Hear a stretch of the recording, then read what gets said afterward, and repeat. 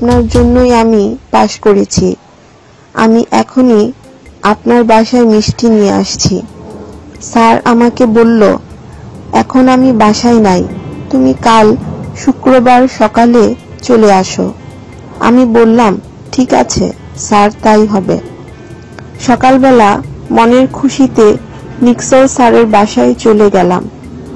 দরজায় নক করতেই স্যার এসে বলল, শারমিনকে বলেছে এমন মিষ্টি নিয়ে আসতে, তুমি এসেছো, এর চেয়ে বড় কিছু আছে?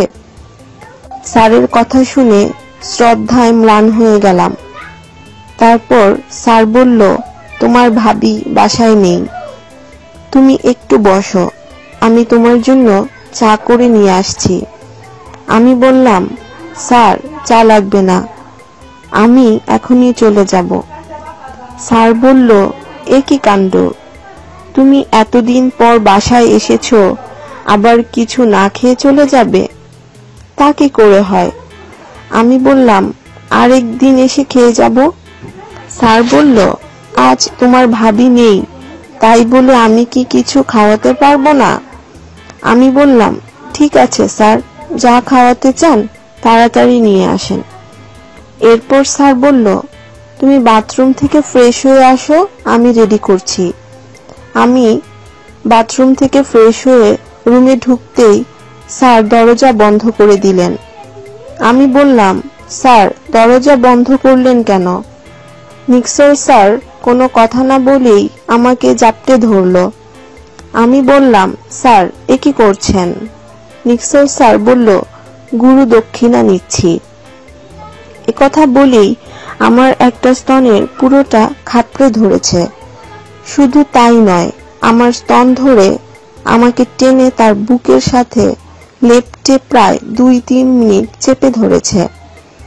নিক্সল স্যারের প্রশস্ত বাহুতে থরথর করে কাঁপতে কাঁপতে আমিও কেমন যেন হয়ে গেলাম। এরপর স্যার কাপড় খুলে স্তনদ্বয়কে বের করে তার দুই বুকে আমার কোমরের দুই পাশে রেখে হাঁটু গেড়ে উপুর হয়ে যে স্তনকে ধরেছিল সেটাকে চুষতে শুরু করে দিল, আর অপর স্তনকে মলতে আরম্ভ করল। আমি কোনো প্রকার বাধা দিলাম না, বরং আমি স্যারের লুঙ্গির নিচে ঝুলে থাকা ধনটা ধরে আলতোভাবে আদর করতে লাগলাম। আমার হাতের স্পর্শ পেয়ে তার ধন বিশাল আকার ধারণ করল। আমি অবাক হয়ে গেলাম। হায়, বিশাল ধন! মনে মনে ভাবলাম, ঘোড়ার লিঙ্গ তার ধনের কাছে লজ্জা পেয়ে যাবে। যেমন শরীর তেমন বাড়া, মানুষের লিঙ্গ এত বড় হতে পারে আমি কল্পনা করতেও পারছি না। জীবনে অনেক ঘটনা দুর্ঘটনায় বিশাল বিশাল ধনের চোদন আমাকে খেতে হয়েছে, কিন্তু এত বড় ধন আমি এই প্রথম দেখলাম। নিক্সল স্যার আমার স্তন চুষতে চুষতে মাঝে মাঝে নিপলে হালকা কামড় বসিয়ে দিচ্ছিল, অন্যটাকে এত টিপাটিপি করছিল আমার স্তনে ব্যথা পাচ্ছিলাম।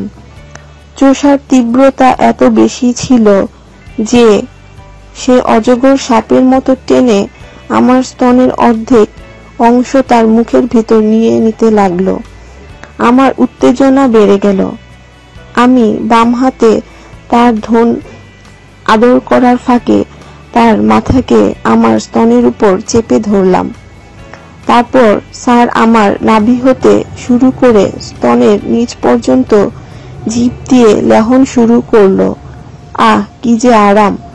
আরামে আমি আহ ও ইস করে আধা শোয়া হয়ে তার মাথাকে চেপে ধরেছিলাম। এভাবে একসময় তার জিভ আমার গুদের কাছাকাছি ঘুরিয়ে ফিরিয়ে চাটতে শুরু করলো, কিন্তু গুদের ভিতর মুখ ঢুকলো না।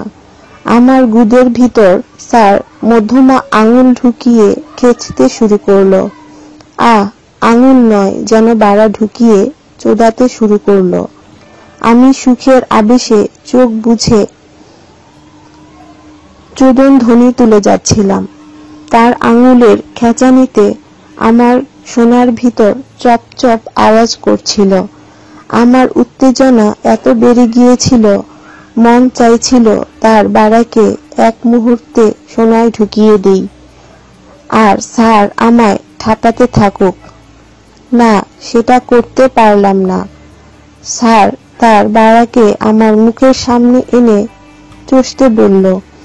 বিশাল বাড়া, আমার মুঠিতে যেন ধরছে না। আমি বাড়ার গোড়াতে মুঠি দিয়ে ধরার পরও সম্ভবত আরো 5 ইঞ্চি আমার মুঠির বাইরে রয়ে গেল। আমি মুন্ডিতে চুষতে লাগলাম। স্যার আমার মাথার চুল ধরে উপর নিচ করে মুখের ভেতর বাড়া চোদন করল। অনেকক্ষণ মুখ চোদন করার পর আমাকে টেনে পাছাটাকে চৌকির কাড়ায় নিয়ে পা দুটোকে উপরের দিকে তুলে ধরে তার বাড়াকে আমার সোনার মুখে ফিট করল।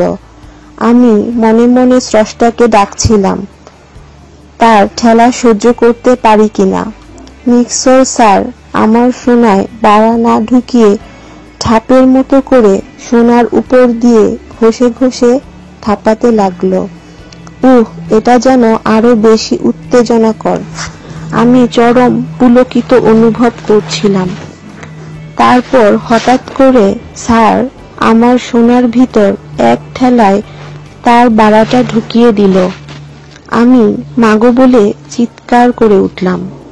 তার বাড়া সোনার মুখে টাইট হয়ে লোহার রডের মতো গেঁথে গেছে।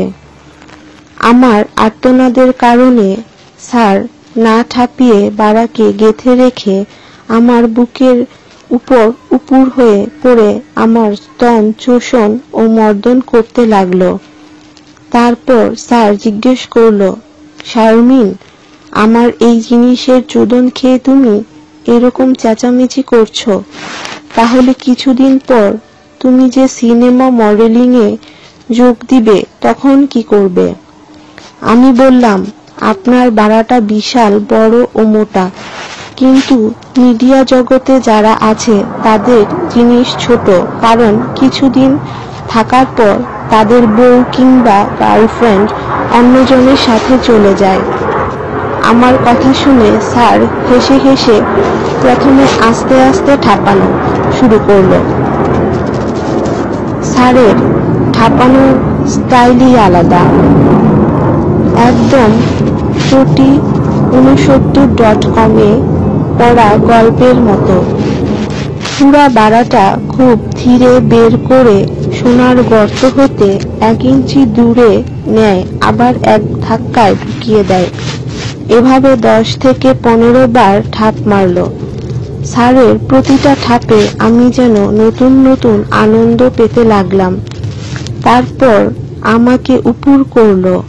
আমি ডগি স্টাইলে উপুর হয়ে বললাম, স্যার আমার এই পদে বাড়া দিবেন না, এটা আমার স্বামীর জন্য রেখেছি।